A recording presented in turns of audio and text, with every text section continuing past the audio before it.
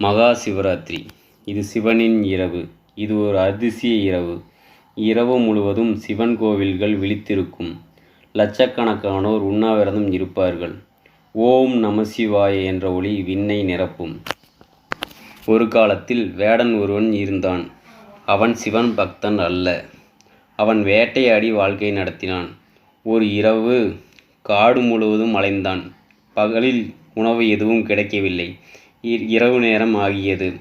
இரவு நேரத்தின் பயத்தின் காரணமாக அவன் மரத்தின் மீது ஏறி அமர்ந்திருந்தான்.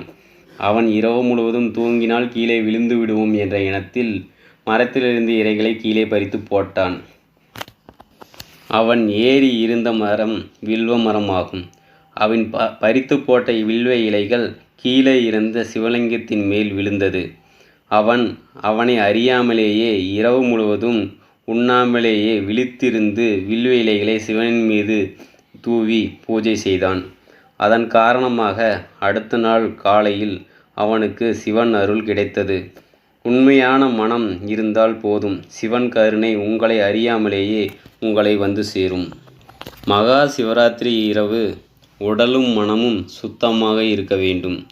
இந்த இரவு பூமியின் ஆற்றல் அதிகரிக்கும் என்று யோகிகள் கூறுகிறார்கள்.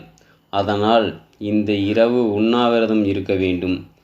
விருப்பம் உள்ளவர்கள் இரவு முழுவதும் விழித்திருந்து 4 கால பூஜைகள், அபிஷேக தரிசனம் செய்தால் இவை எல்லாம் ஆன்மீக உணர்வை தரும்.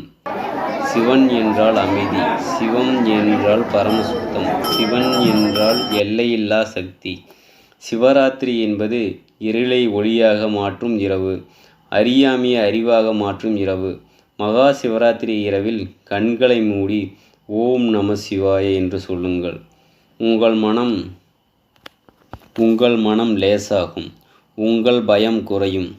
உங்கள் வாழ்க்கையில் புதிய ஒளி பிறக்கும். ஓம் நம சிவாய.